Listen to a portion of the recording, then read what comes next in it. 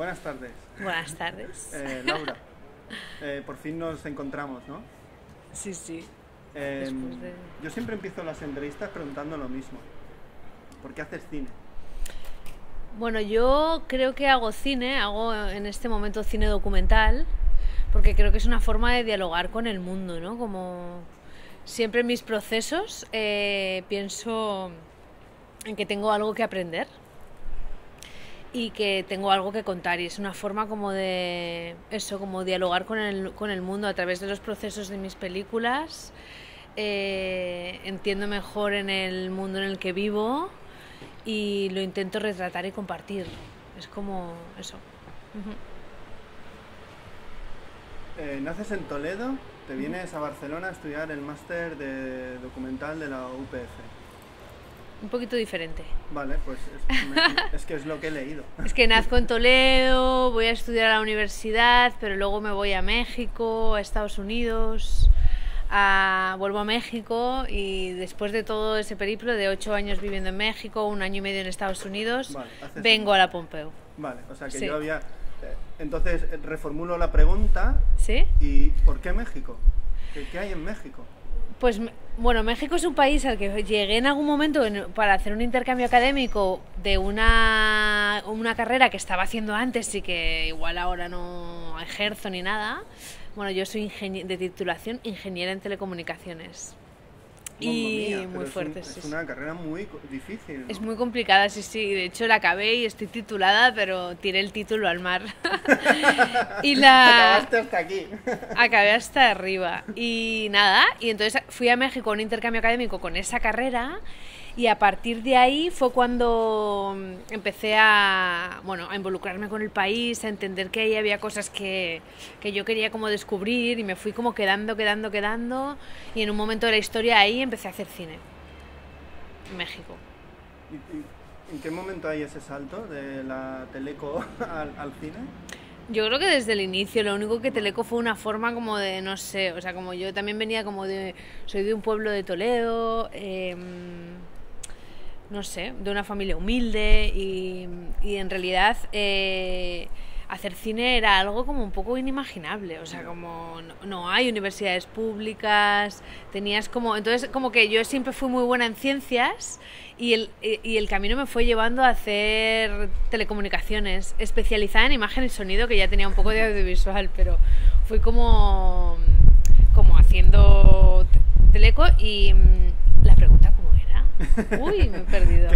¿Cómo cambias de teleco al cine? Y entonces cuando acabo la carrera me di cuenta que yo no quiero hacer esto, y empiezo hay algo que yo también he tenido muy de la mano de mi carrera cinematográfica, que es que siempre he sido como muy viajera y como muy atrevida, y como me gustaba descubrir cosas siempre, meterme. Y entonces cuando empecé, y siempre me ha gustado mucho la imagen, entonces cuando me empecé a involucrar en el cine documental, entendí que las dos cosas funcionaban muy bien, ¿sabes? Como que empacaban muy bien.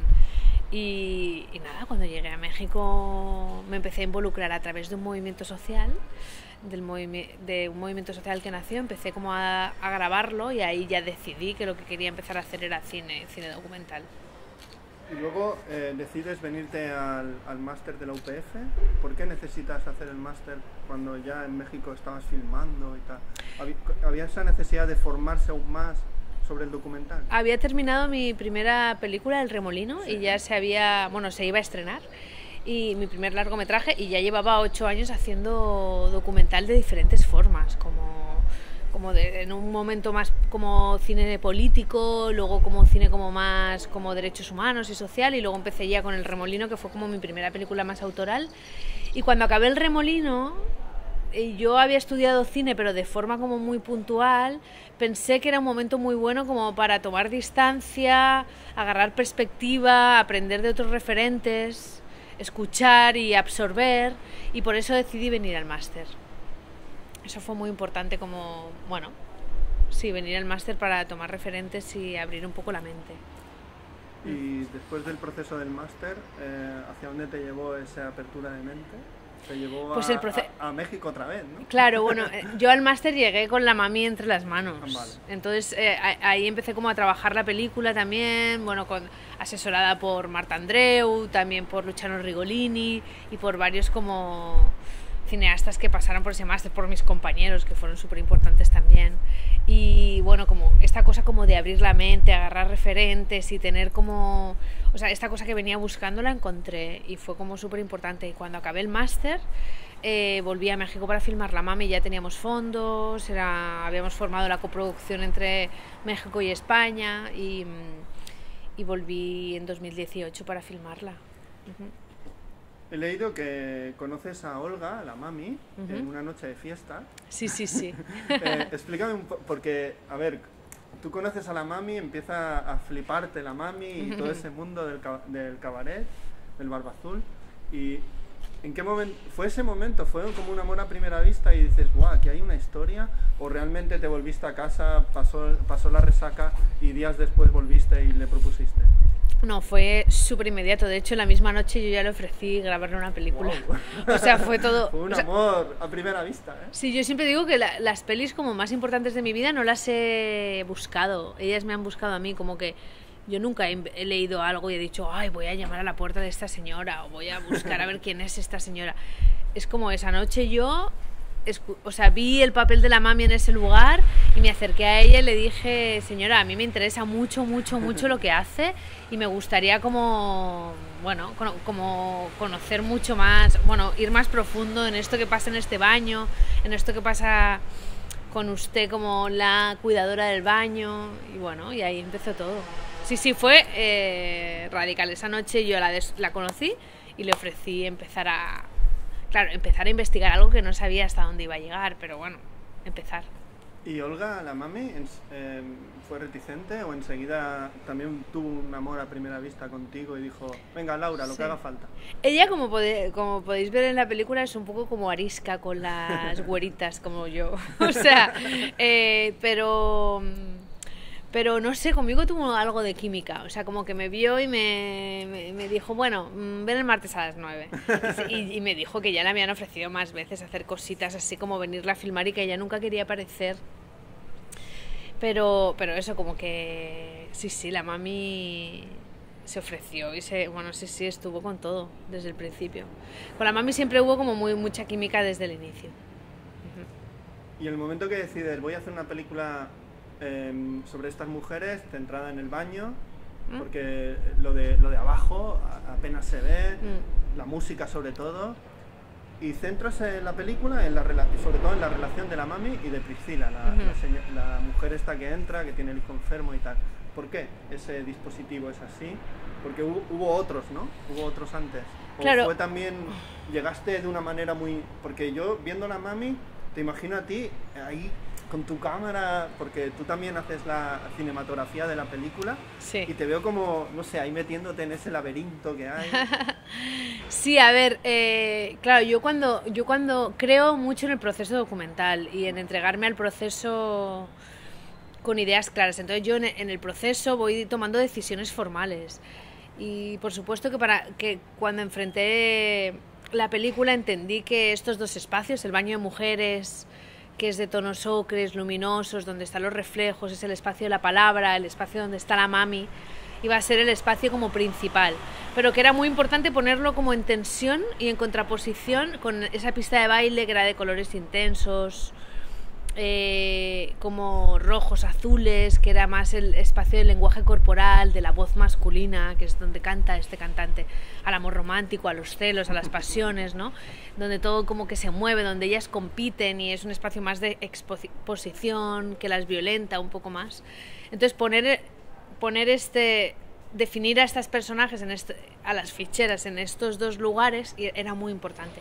Pero también para mí es importante cuando retrato al otro, es establecer una distancia al otro o a otra realidad, es establecer una distancia con la persona que retrato, y en este caso lo estaba como haciendo con la mami, y para mí era muy importante como quedarme mucho tiempo en el baño, porque no solo era porque era el lugar de la mami, pero también porque era el espacio de estar a salvo de todas estas mujeres. Era muy importante. era muy curioso porque yo todo el rato pensaba, joder, si la mami es el centro de mi película, ¿cuándo la voy a abandonar yo para bajar a esta pista de baile? Necesito una excusa demasiado grande como para dejarla sola ahí y bajar a la pista de baile. Porque ella no baja a la pista de baile. Y entonces, no sé, como pensaba y decía, bueno, tiene que pasar algo muy importante. Y yo confiaba en que algo iba a pasar. Y yo siempre soñé con una chica nueva, pero tampoco iba a ser una chica nueva que no... O sea, no. Y dos días antes de que empezáramos a filmar, llegó Priscila. Y la mami me dijo, Laura, ya ha llegado la chica nueva que tanto buscabas. Y entonces yo me acerqué a ella, le propuse y ahora sí tenía una razón tan importante como para... O sea, porque esta chica nueva yo sabía que me iba a ayudar a compartirle a la audiencia de qué iba este trabajo, cuáles eran las preocupaciones de las chicas, cómo eran los códigos y las dinámicas de la noche, ¿no? A la vez que ella lo aprendía. Y cuando llegó Priscila y todas las chicas le presentan cómo es la noche y la mami le dice ya tienes que bajar y ella está cagada y baja con... Ahí sí hay una tensión suficiente para que yo decida abandonar a la mami tantito y bajar a la pista de baile con ella, ¿no? Esto fue muy importante y también en el proceso fui descubriendo que la Priscila era muy importante en la historia, que nos iba a marcar un arco, una temporalidad, ¿no? Y que al final la película no iba a ser una película de la mami como centro y todas estas mujeres a su alrededor, sino que iba a ser una película de un encuentro de dos mujeres que tienen muchas cosas en común, que se espejean en el pasado, en el presente y en el futuro, ¿no? Iba a decir que parece el pasado y el presente de la mami. Exacto, la Priscila es el pasado de la mami y la mami quizás es el futuro de Priscila, ¿no? Totalmente. Entonces como que hay una cosa también como de espejos ahí, como muy importante entre ellas dos y como de una gran amistad, ¿no? Siendo una película que formalmente es muy... La cámara está como muy encima, estamos siempre... O sea, ahí me parece un plano en la calle, pero un plano en la calle que apenas se ve, que está cogido desde dentro, ella como fumando, o sea, es todo el espacio interior. En ningún momento la película nos agobia ni nos... Hay como mucha... Parece una película de planos generales cuando no lo es. No, no hay planos generales en la película. Entonces... Porque yo tengo esa sensación viéndola. Yo creo que ellas son muy luminosas. Sí. Es que sus rostros... De ellas, ¿no?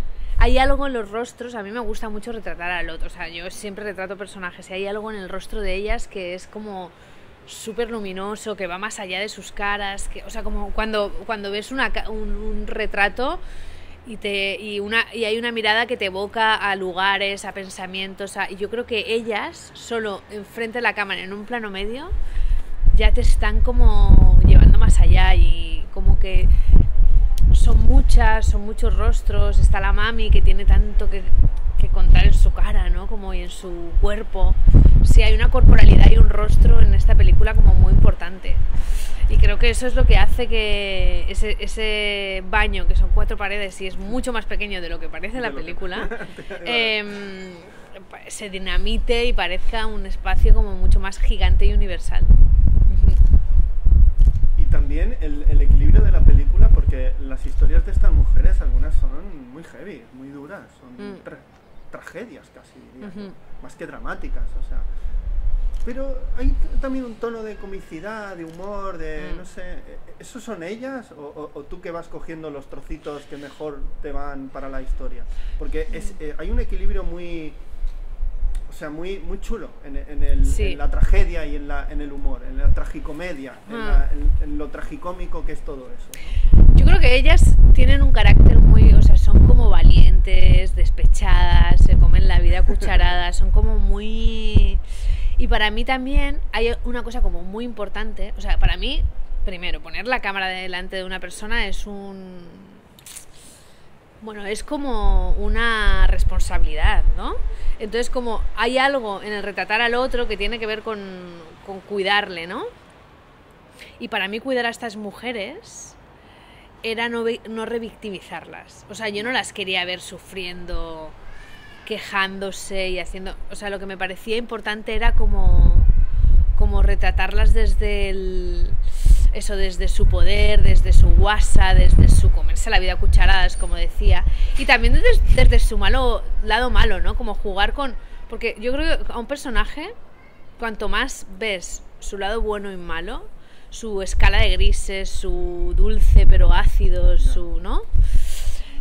Cuando juegas con todos estos como parámetros y ves que la mami no es como la señora buena que lo aguanta todo, más los humanizas y más la gente se conecta con ellos. Y creo que es importante como... porque de hecho les pones más en valor cuando les muestras...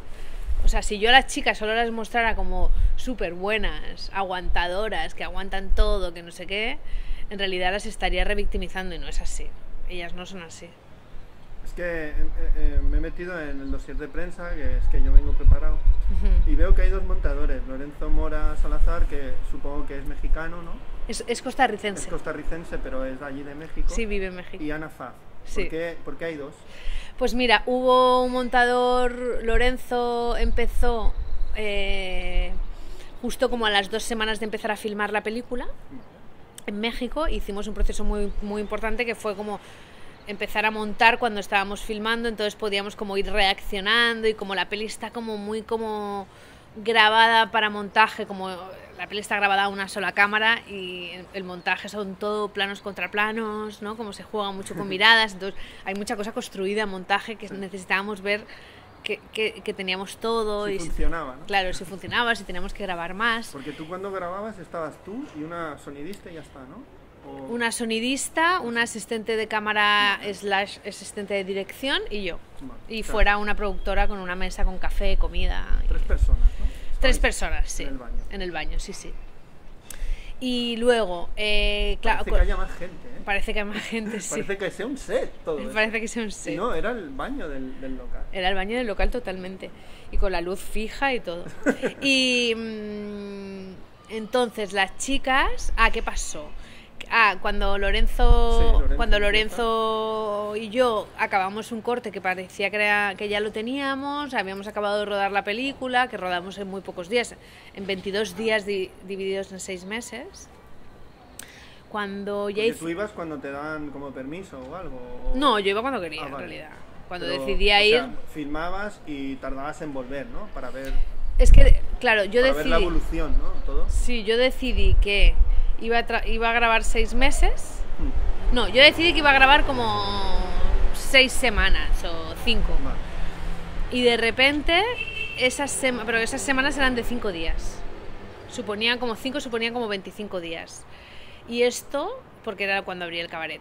Y cuando conocí a Priscila, decidí que esas semanas no iban a ser seguidas, sino que iban a ser mucho más esparcidas en el tiempo, para seguir un poco el arco de la enfermedad de su hijo y también de ella, como involucrándose en la noche, volviéndose más cabrona, ¿no? Como... Y esto me apetecía mucho. Pero bueno, cierro lo de los montadores, sí, que nos estamos yendo a otro lado. Entonces cerramos, Lorenzo y yo cerramos la película en México. Peli terminada, peli funciona. Pensábamos que funcionaba, que tal, y la cerramos. De hecho, nos metieron en la shortlist de un festival muy importante y nos dijeron que estábamos en la shortlist, y entonces nosotros, esta peli ya está acabada, llegamos a Barcelona, hacemos la pospo. Y cuando cerramos, ahí nos enteramos que, bueno, ahí la productora mexicana, que es muy sabia, ahí ya nos habían dicho que no habíamos quedado seleccionados al final en ese festival, y entonces la productora mexicana nos dijo: Laura, yo quiero que veas la película con más gente en Barcelona, con perspectiva, y me digas realmente si sientes que está acabada. Y la vi y sentí que no estaba acabada. Y ahí fue cuando llamamos a Ana Faf, que ya habíamos hablado con ella desde hacía meses. Y entonces empezamos como a trabajar. Lobo vino a arreglar. Vino Ana Faf. No arreglar, pero hubo como una mirada diferente, como a otro tipo de diálogo, ¿sabes? Como eso fue importante. ¿Qué aportó Ana realmente a esa película que todavía no estaba acabada y que parece ser que en la travesía, ¿no? se cambió la película, ¿no? A ver, la película, la estructura general, como los pilares de la película, eran los mismos que son ahora. Lo que vino a hacer Ana, que fue maravilloso, fue como a trabajar el tempo interno. Como trabajamos mucho las elipsis, tensamos mucho más las miradas, reducimos las bajadas a la pista de baile, redujimos las salidas a la calle, que en algún momento había un pelín más. Sí. Empezamos a reducir como cosas en concreto que para mí como que bueno, como que le empezó a dar como una esencia a la película súper importante. Empezamos a jugar con una cosa que era muy importante y muy complicada a la vez, era jugar con cómo iba una noche detrás de otra. Y al final con Ana logramos que el flujo de la noche fuera como una noche, otra noche, otra noche, otra noche, y al final hay unas noches que no sabes si empiezan, acaban, como que la noche se vuelve confusa y hay esta cosa como de bucle de la noche que acaba como fusionado y ya no sales de la noche nunca. Entonces como que nunca hay un empezar ni un acabar, hay una cosa como continua que no sabes dónde estás. Es que siempre es de noche, ¿no? En el Barba Azul. Siempre es de noche en el Barba Azul y en la película. En la película. Sí, sí, total. Y hay una cosa como... Bueno, me refiero más a la noche cabaretera, como sí, a esta jornada laboral que se repite. Y nos apetecía mucho jugar con esta cosa de un bucle agotador que no acaba para las chicas. Y bueno... Cuando la película que está acabada, o sea, me parece, si no he leído mal, el primer festival al que va es al ITFA. Sí. ¡Wow! El ITFA, ¿eh? Sí, estrenamos en la selección oficial de ITFA y fue muy bien, o sea, fue como un gran impulso porque claro, es el festival más grande de documentales del mundo y cuando estás en la selección la selección oficial, que son 12 películas, entonces todo el mundo interesado en el documental está ahí y claro, por supuesto se fijan en la cabeza de cartel que son las 12 películas de la selección oficial y claro, igual con cineastas ultra potentes, fue muy guay estar... De hecho, era una película de la que, o sea, al final no ganamos ningún premio, pero fue una película de la que se habló muchísimo durante el ITFA, como mucha recomendación, hicimos Doc Talks, bueno, estuvo muy bien, tuvimos como 8 proyecciones, todas sold out, o sea, maravilloso. ¿Y hubo coloquio? La gente que preguntaba, los holandeses, pues ¿qué preguntaban? Hubo muchos coloquios, hubo uno muy bueno que fue un Doc Talk, que es una cosa que hacen en ITFA. Eligen algunas películas para hacer un coloquio de como 1 hora o 1 hora y media, invitan a alguien especial. Invitaron a la dueña, no, a la como directora del primer burdel autónomo de Ámsterdam, que es una mujer que había sido trabajadora sexual. El mundo de la prostitución es otro rollo, ¿no? Exacto, es mucho, o sea, es como está todo más legalizado. Sí, más naturalizado. Exacto, y por lo tanto legalizado, entonces tienen más derechos, sí. Entonces eso, sí. Y entonces vino ella y tuvimos una conversación muy interesante, estuvo muy bien, sí.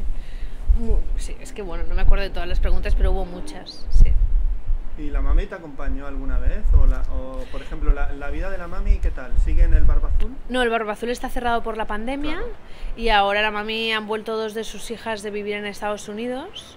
2 que llevaban muchos años viviendo en Estados Unidos y ahora viven acá y... Bueno, acá no, en México. En México, acá. En México y se ha ido a vivir con ellas. Hay una parte tuya que se ha quedado en México, ¿eh? Sí, yo soy medio mexicana. Viendo tus 2 películas mexicanas, El Remolino y La Mami, ¿ves el cambio? ¿Ves la progresión? Yo creo que hay una madurez en mi mirada también, pero yo creo que cada peli que haga será más madura porque yo, Laura, soy más madura y como al final hago pelis tan subjetivas, como tan yo buscando mis cosas, o sea, como dialogando mucho con mi yo ser mujer, Entonces hay las cosas que me interesaban mirar en El Remolino son diferentes a las que me interesaban mirar en La Mami, que sucedió 5 años después, ¿no? Como que hay una cosa como de renovar mirada, ¿no? También. ¿Y La Mami es la película acabada, la película que querías hacer? ¿O te sorprendió mucho todo el proceso de, wow, la idea que yo tenía de esto, ¿no? Porque siempre visualizas, hacemos los flash forward, ¿no? Pensamos en la película o en nuestro futuro, ¿no? Sí. ¿Era esa la película? Hostia, pues nunca me imaginaba que Priscila iba a llegar. Y Priscila para mí porque había un plan B, ¿no? Si no había un plan B, por supuesto, y era mucho más coral y más centrado en La Mami, pero la llegada de Priscila fue como esencial. Mi amigo me dice que tengo tanta suerte que la vida hizo que los fondos de La Mami se retrasaran, porque yo quería empezar a filmar un poco antes, para que Priscila llegara y cambiara la película por completo, porque así fue. Pero eso tiene que ver con creer en el proceso, con ser, como dejarte llevar, con saber lo que quieres, pero a la vez adaptarte a lo que sucede delante de tu cámara, ¿no? Como que hay una mezcla como de elementos que tienes que tener para poder como fluir si las cosas cambian, ¿no? Como tú tienes una cosa en la... Por supuesto yo fui con una cosa en la cabeza a la grabación, pero es necesario como de repente como fluir también. ¿Y esto lo provoca el cine documental? O sea, la parte personal influye mucho en el trabajo que haces y en la película. De ti, de tu parte personal y de lo que estás filmando. ¿Que se influye? Sí, no. O sea, yo veo que en el documental la parte personal del cineasta y de lo que filma es súper importante. O sea, el estado de ánimo, las cosas que suceden a tu alrededor se van a quedar impregnados en todo este proceso. Sí, claro, como persona, dices. Sí. Sí, claro. O sea, yo he aprendido muchísimo de este proceso documental. O sea, como... Es que no sé, es que de hecho yo creo que cuesta tanto hacer una película que necesitas sentir vitalmente muy fuerte algo, o sea, que necesitas tú aprender algo de ahí, que no es solo el hecho de tener una... O sea, no sé, yo siempre digo que... O sea, yo no pienso en una película que va a funcionar en la audiencia o no. Yo pienso en una película en la que yo necesito... Que yo necesito hacer y transitar, ¿no? Como... Ahora, para terminar, Laura, yo siempre termino preguntando qué película o qué autor cambió tu mirada como espectadora cuando eras adolescente. Ah, adolescente. Sí. Y empezabas a ver que el cine, aparte de entretener, podía ser algo más. Es que yo, soy muy honesta, en la adolescencia vi muy poco cine.